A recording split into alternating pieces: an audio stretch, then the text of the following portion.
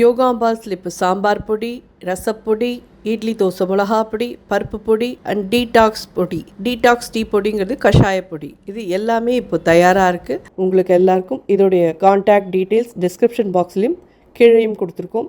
WhatsApp number அது வழியாக நீங்கள் உங்களுக்கு என்ன தேவையோ அதை தொடர்பு கொண்டு நீங்கள் பதிவு பண்ணிடலாம். அதை அனுப்பி வைக்கிறதுக்கு நாங்கள் கடமைப்பட்டிருக்கோம். வணக்கம், நான் உங்களை விமான யோகாம்பால் சுந்தர். ஸோ அதான் சொல்கிறேனே, வணக்கம் சொல்கிறது கூட மறந்துட்டேன், நேராக விஷயத்துக்கு போயிட்டேன். அப்படியே அதுக்கப்புறம் அதை எடிட் ஆகி திருப்பி மாறி வருது. உங்களுக்கு இன்றைக்கி என்ன பண்ண போகிறோம் அப்படின்னு சொல்லி கேட்டீங்கன்னா, இந்த முனியோதரை பொங்கல் பண்ணினதுக்கு அப்புறமா எனக்கு தோணித்து, ஏன் ஒரு கோவில் பிரசாதமாக நம்ம பண்ணக்கூடாது அப்படின்னு சொல்லிட்டு அந்த லிஸ்ட்டில் இன்றைக்கி நம்ம எடுத்துருக்கிறது என்னன்னு கேட்டீங்கன்னா, சௌமிய நாராயண சுவாமி கோவிலில் கொடுக்கக்கூடிய திருமாலை சம்பா அப்படின்னு ஒரு சாதம் ஒன்று கொடுப்பா. ரொம்ப டிஃப்ரெண்ட்டாக இருக்கும், ரொம்ப ரொம்ப நல்லாயிருக்கும். அதை தான் நம்ம இன்றைக்கி பிரசாதமாக பண்ண போகிறோம். அதை நீங்கள் சுவாமி பிரசாதமாக, கலந்த சாதமாக, நவராத்திரியில் ஒரு நாளும் அம்பாளுக்கு நைவேத்தியம் பண்ணலாம். புரட்டாசி சனிக்கிழமை தளிகை போடுறதே பெருமாளுக்கு நைவேத்தியமாகவும் நீங்கள் இதை யூஸ் பண்ணிக்கலாம். ரொம்ப ரொம்ப விசேஷமான ஒரு ரொம்ப டிஃப்ரெண்ட்டாக ரொம்ப நல்லாயிருக்கும். ஸ்டெப் பை ஸ்டெப் நான் சொல்கிறேன், கொஞ்சம் எலாபரேட்டான ஒரு ப்ராசஸ் தான் இது. ஸோ இதில் நிறைய இன்க்ரீடியன்ட்ஸ் போடுறதுக்கு இருக்குது, அதனால சொன்னேன், வேறு எதுவுமே இல்லை. ஸோ எப்படி பண்ணுறோன்னு பார்க்கலாம்.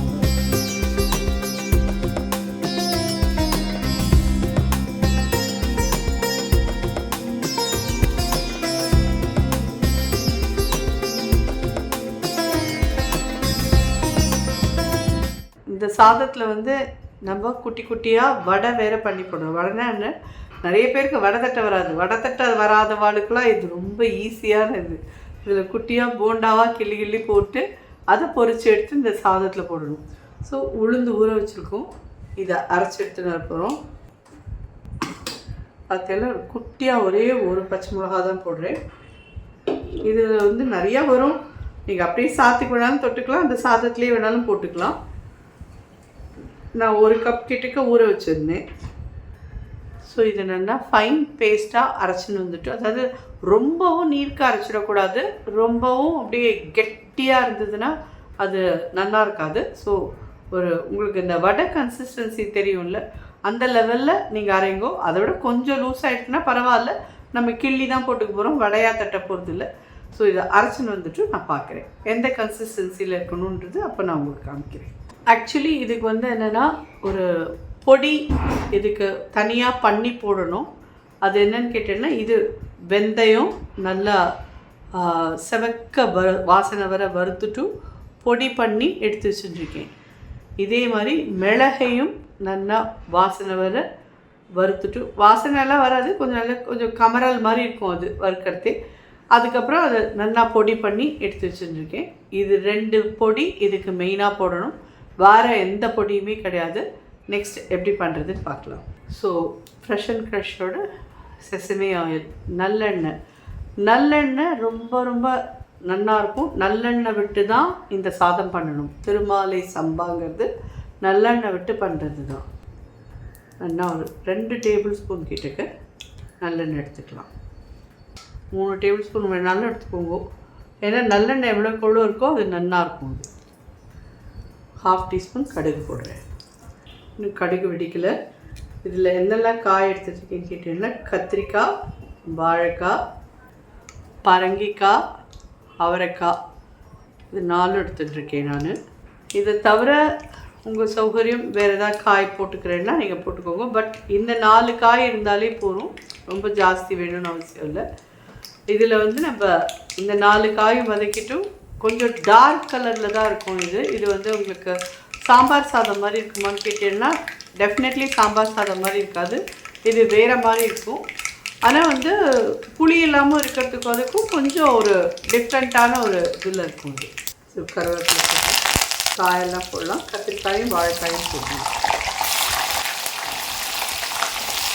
பரங்கிக்காயும் அவரைக்காயும்,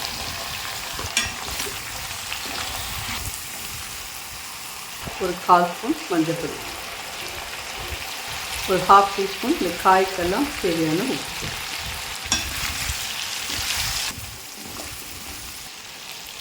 பெரிய எலும்பிச்சம்பழம் அளவுக்கு புளி நனைச்சி வச்சுருக்கேன். 1 கப் தண்ணியில் இதை நல்லா கரைச்சி அதில் ஊற்றணும். கொஞ்ச நாள் ஊறிச்சுன்னா உங்களுக்கு நல்லா இது பண்ணணும். நல்ல வெந்நீரில் ஒரு அரை மணியாக ஊறிடுது.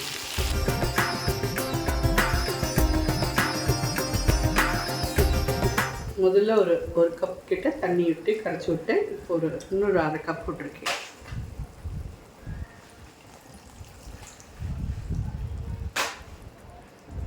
இந்த காயெல்லாம் நல்லா வேகட்டும். மூடி போட்டு வேக விட்டுடலாம். இதுக்கு ரைஸ் குக்கரால் 1 கப்பு சாதம் இந்த வெடித்து எடுத்து வச்சுருக்கேன். இதை போட்டு தான் நம்ம பண்ண போகிறோம். நல்லா கொதிக்க இதுலேருந்து ஆவி வருது தெரியுது அவங்களுக்குலாம். இப்போ தான் பண்ணி எடுத்துருக்கேன். இது ரைஸ் குக்கர் கப்பெல்லாம் 1 கப் சாதம், பச்சரிசி சாதம். ஸோ இந்த கரிகாலமும் நல்லா வெந்துட்டுருக்கு. புளி தண்ணியில் இன்னும் கொஞ்சம் இன்னொரு 2-3 மினிட்ஸ்க்கு பச்சை வாசனை போகணும், அவ்வளோதான். இதில் இந்த வறுத்து பொடி பண்ண மிளகு பொடி இருக்கு இல்லையா, இது நல்லா ஒரு 2 ஸ்பூன் கிட்ட போடுறேன். வறுத்து பொடி பண்ண வெந்தய பொடி 1 ஸ்பூன் கிட்ட போடுறேன். இதுக்கு எடுத்து வச்சுருக்க சாதத்தை இதில் ஆட் பண்ணுவேன்.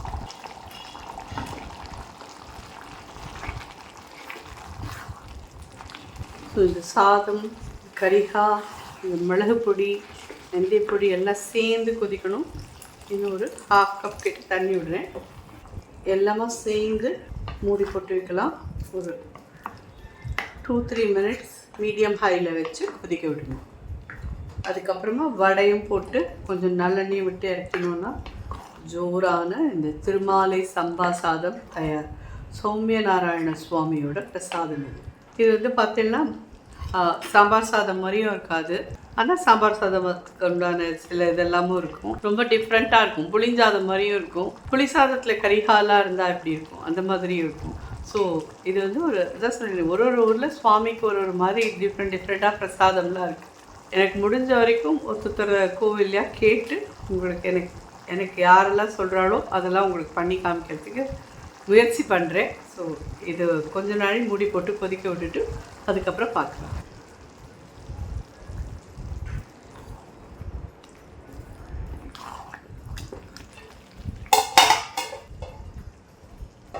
பார்த்தீங்கன்னா இது ஒரு 5 மினிட்ஸாக கோச்சுன்னு இருக்கு. இந்த வடையும் இதில் போட்டுடலாம்.